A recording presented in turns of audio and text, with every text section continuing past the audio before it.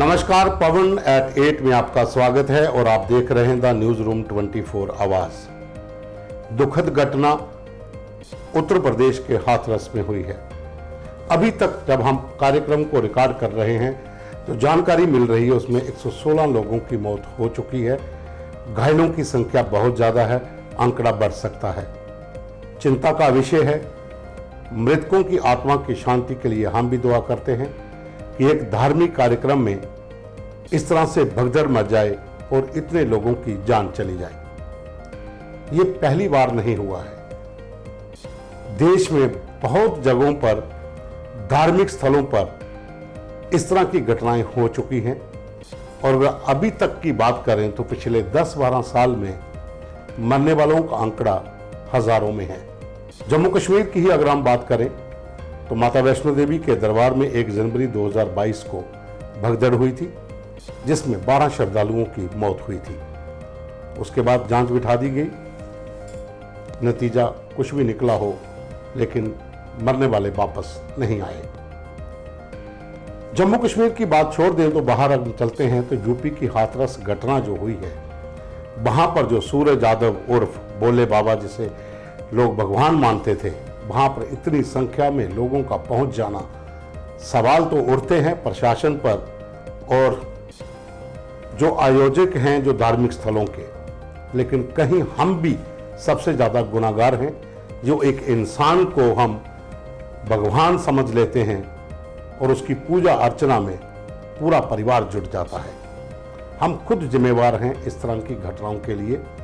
हालांकि हम सवाल प्रशासन पर उठाते हैं, जो मंदिर कमेटी है या धार्मिक स्थलों के जो बोर्ड हैं उन पर भी हम सवाल उठाते हैं, लेकिन अपने गिरेबान में कभी नहीं जानते। हाँ, आप जाइए धार्मिक स्थलों पर जाइए, लेकिन प्रशासन की जो गाइडलाइंस हैं आप उनको भी ध्यान में रखिए। अब यूपी की हाथरस घटना की मैं बात कर रहा हूं, यहां पर सिर्फ 1% जो बताया गया था कि वहां पर 3 गुना लोग पहुंचे हैं। 3 गुना, 1 गुना की परमिशन मिली थी कि इतने हजार लोगों का प्रबंध है और इससे ज्यादा लोग नहीं आने चाहिए, लेकिन उस पंडाल में उससे 3 गुना ज्यादा लोग थे। गर्मी और उमस के दिन हैं, इस उमस में पसीने लगातार छूटते हैं और जब भीड़ ज्यादा हो जाती है तो वहां पर टेम्परेचर और बढ़ जाता है। और ऊपर से अंधभक्ति कहें या फिर इसे डकोसलापन कहें कि बाबा के चरणों की धूल लेने के लिए, उसकी गाड़ी जहां से निकलती है उनके टायरों की धूल चूमने के लिए लोग भागना शुरू होते हैं और फिर भगदड़ मच जाती है। महिलाएं, बच्चे इसमें मारे जाते हैं। अभी भी वहां पर स्थिति, जो घायल हैं वो अस्पतालों में उनका इलाज चल रहा है। उत्तर प्रदेश के जो मुख्यमंत्री हैं योगी आदित्यनाथ, वो अपनी पूरी टीम के साथ अस्पतालों का दौरा कर रहे हैं और घायलों से मिल रहे हैं, लेकिन वो बाबा फरार हो चुका है। कहते हैं कि जो बाबा है इसके पर पहले भी बहुत से मामले दर्ज थे, जेल में रहा है। जेल से छूटने के बाद इसने अपना नाम बदला, पहचान बदली और बाबा बन गया, जबकि ये पुलिस विभाग में था और इसके ऊपर 5 के करीब यौन शोषण के मामले दर्ज थे और उसके बाद इसको जेल में भेजा गया था। लेकिन यहां पर वो एक भगवान का अवतार बन के बैठा था जिसको पूजने के लिए हजारों की संख्या में लोग पहुंचे थे। अगर हम धार्मिक स्थलों पर भगदड़ की बात करें तो महाराष्ट्र में एक बड़ा हादसा हुआ था। वो डिटेल हम आपको बता देते हैं कि 3 बड़े हादसे भारत में हुए थे, जिसमें महाराष्ट्र में मंदार देवी मंदिर में 340 से अधिक लोगों की जान चली गई थी जब भगदड़ हुई थी। और उसके बाद राजस्थान के चामुंडा देवी मंदिर में एक भगदड़ हुई थी जिसमेम 250 लोगों की जान चली गई थी। और तीसरा बड़ा हादसा हिमाचल प्रदेश के नैना देवी में, वहां पर 162 लोगों की मौत हुई थी। इस तरह के बहुत से आंकड़े हैं। देश भर में बहुत सी ऐसी जगह हैं यहां पर धार्मिक स्थलों पर भगदड़ में कई लोगों की जान चली गई है।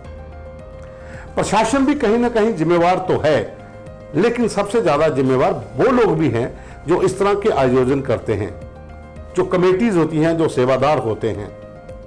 भीड़ का अनुमान नहीं होता है, भीड़ भरती जाती है और फिर जो पंडाल होता है उसके अंदर रेस्क्यू के लिए कोई प्रावधान नहीं होता।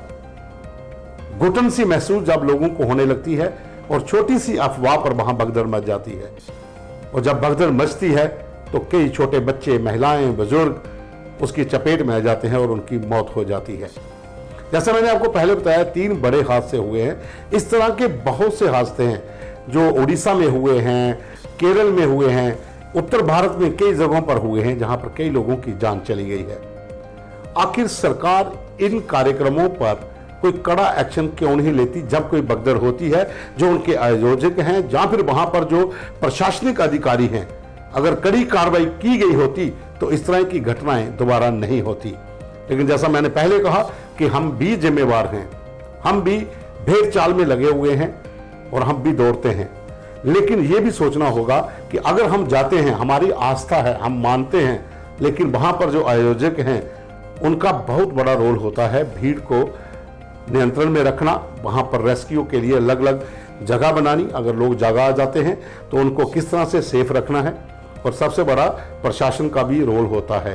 लेकिन प्रशासन की कुछ गाइडलाइंस होती हैं जो मंदिर कमेटियों के लोग या डेरा प्रमुख जो होते हैं वो कभी नहीं मानते। वो अपनी पे चलते हैं क्योंकि वो भगवान का रूप धारण करके चेयर के ऊपर बैठे होते हैं। जैसे ये सूरज यादव उर्फ भोले बाबा जिसे कहा जाता है और खुद इस समय फरार हो चुका है। बहुत सी घटनाएं हुई हैं देश में, बहुत से लोगों की जान चली गई है, आए दिन ये हादसे होते रहते हैं।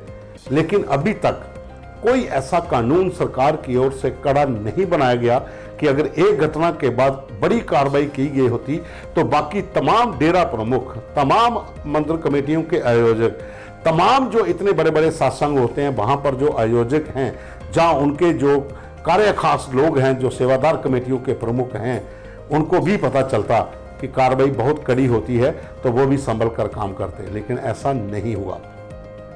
और आप देखिए ऐसा नहीं हुआ तो यूपी के हाथरस में ये घटना हो गई। अगर इस तरह की घटना आगे भी होती रहेंगी तो जाहिर सी बात है कि इस तरह की मौतें भी होती रहेंगी और इस तरह के हादसे भी होते रहेंगे।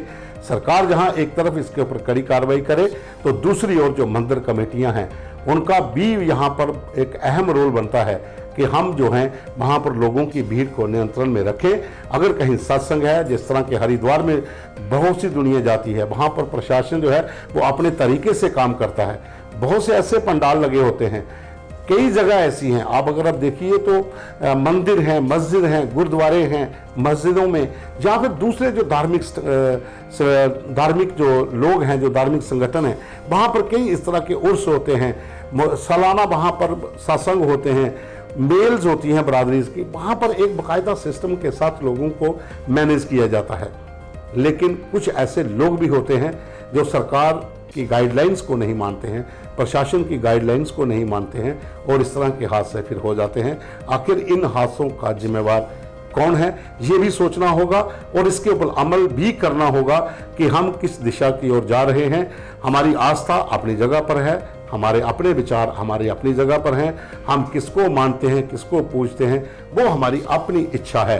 लेकिन जहां पर भी हम जाएं वहां पर जो आयोजक हैं उनसे भी पूछें, प्रशासन से भी पूछें कि आखिर यहाँ पर इतनी दुनिया आ गई है तो इस तरह की अगर भगदड़ हो तो यहाँ से बचने के कौन कौन से साधन हैं।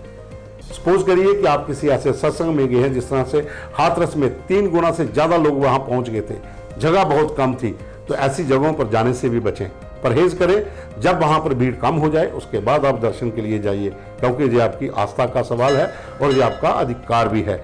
लेकिन अंधभक्ति के चक्कर में आप इस तरह के कुछ ऐसे जो अगर कहा जाए तो तथाकथित जो बाबा हैं, जो सो कॉल्ड भगवान हैं, उनसे अगर आप दूर रहें तो सबसे बेहतर होगा।